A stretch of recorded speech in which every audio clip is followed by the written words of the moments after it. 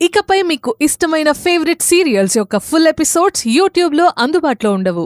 కేవలం సన్నెక్స్లో మాత్రమే ఫ్రీగా చూడొచ్చు. బ్రతుకు మీద ఆశ కల్పించారు, బ్రతకడానికి ఒక దారి చూపించారు. ఆమెను కలవకుండా ఉండుంటే నా పరిస్థితి ఏమయ్యేదో ఏంటో. ఇప్పటికీ ఏం కాలేదులే.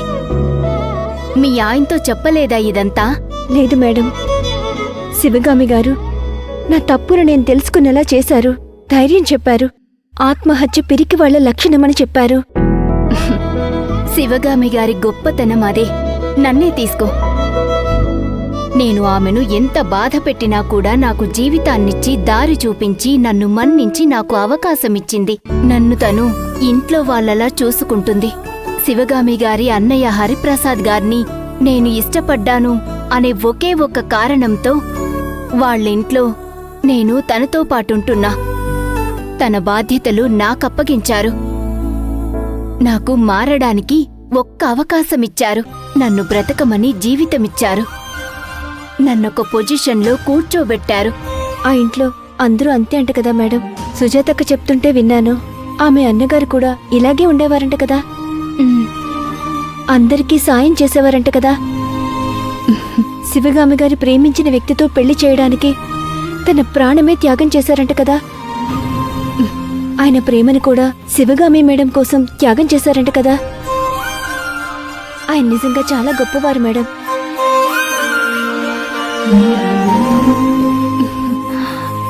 వనజ, నీకొక మాట చెప్పనా? చెప్పండి మేడం. శివగామి గారు చాలా మంచివారు. నీ మీద నమ్మకంతో ఆమె పనిచ్చారు. ఆ నమ్మకం నిలబెట్టుకో. నిన్ను జీవితంలో చక్కగా చూసుకుంటారు.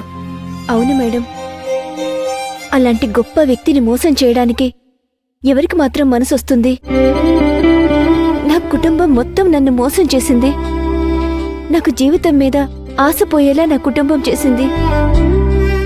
అట్లాంటి నన్ను ఏ సంబంధం లేని శివగామి అమ్మగారు జీవితాన్నిచ్చారు. ఆమెని మోసం చేస్తే వాళ్ళసలు మనుషులే కాదు మేడం. ఆ మాత్రం కృతజ్ఞత ఉంటే చాలు. సరే, నిన్నెక్కడో దింపమన్నావు. మరి వెళ్ళడానికి దారి తెలుసా? తెలుసు మేడం. శివగామి అమ్మగారు అవసరమైనవి కొనుక్కోమని డబ్బులిచ్చారు. అందుకే వచ్చాను. సరే అయితే, నేను ఆఫీస్ నుంచి వచ్చేసరికి లేట్ అవుతుంది. నువ్వు కొనాల్సినవి కొనుక్కొని వెళ్ళిపో. అలాగే మేడం.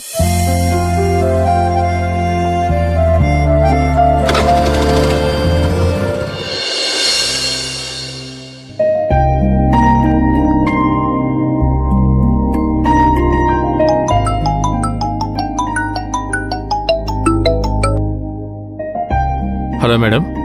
నమస్తే రామ్ కుమార్ గారు. నమస్తే మేడం. వర్కర్స్ కి శాలరీలు క్రెడిట్ చేశారా?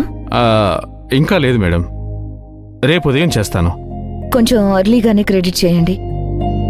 అందరికీ స్కూల్స్ ఓపెన్ అవుతున్నాయి కదా, ఖర్చులు కూడా ఉంటాయి.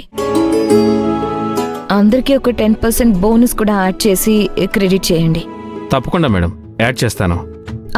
ఇంకో విషయం, నేను రేపు ఆఫీస్కి రాను, ఎల్లుండి వస్తాను. అలాగే madam. Okay madam, good night. Good night.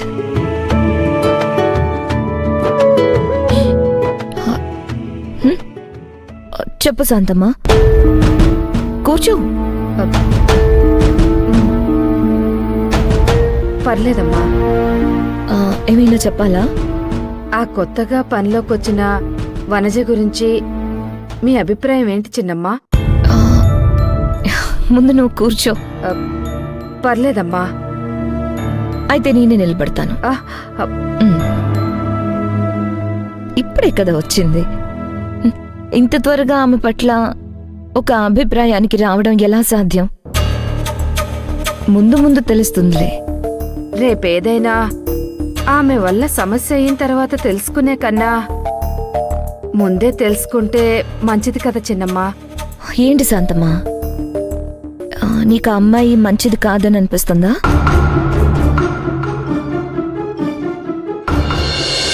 మీ జీవితంలో జరిగిన సంఘటనలన్నీ చూస్తుంటే నాకెవ్వరి మీద నమ్మకం కలగటం లేదమ్మా. మీరు పరీక్షించారంట కదా, ఉంగరం పడేసి. సుజాత అంతా చెప్పింది. అవునమ్మా, ప్రతి మనిషికి ఒక విలువ ఉంటుంది. 100 రూపాయలు విలువున్నవాడు ఉంటాడు, 1000 రూపాయలు విలువున్నవాడు ఉంటాడు. 1,00,000 రూపాయలు ఆశించేవాడు 1000 వాణ్ణి లెక్క చేయడు. అది నిజమే. కొందరిని అంత తేలిగ్గా అర్థం చేసుకోలేమమ్మా. ముఖ్యంగా మంచివాళ్లుగా నటించేవాళ్ళని. సమయం వచ్చినప్పుడు వాళ్ళ నిజస్వరూపం బయటపడుతుంది. కరెక్టే శాంతమ్మ. నాకు మనుషుల్ని అంచనా వేయడం చేత కాదు. మీరందర్నీ మీలాగే ఉంటారు అనుకుంటారమ్మా. మనం పావుని కరవలేదని అది మనల్ని కరవకుండా ఉండలేదు కదా. అది కరిసే తీరుతుంది. అది దాని బుద్ధి. సరే శాంతమ్మ, నీకోసమైనా ఆ అమ్మాయిని ఒకసారి టెస్ట్ చేసి చూస్తాను, సరేనా? ఆ అమ్మాయి మంచిదే అనుకుందాం. అయినా మన జాగ్రత్తల్లో మనం ఉండటం తప్పు కాదు కదమ్మా.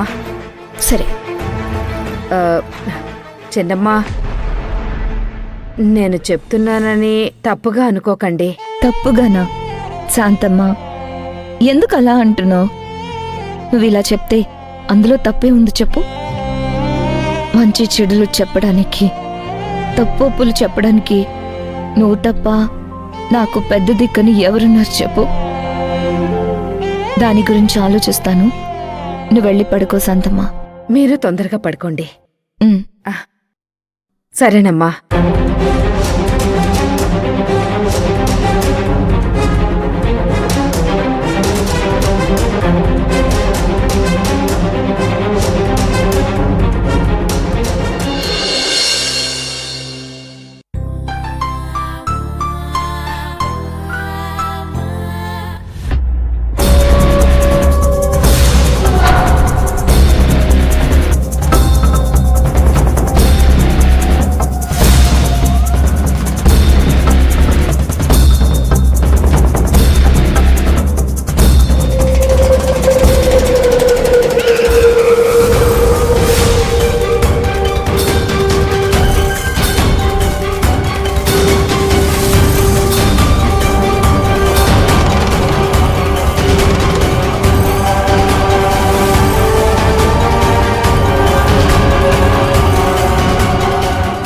వనజ,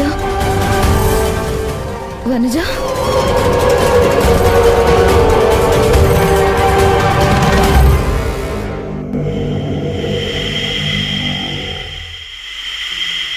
వనజ, లే వనజ, లే వనజ. ఏమైంది నీకు? వనజ, వనజ.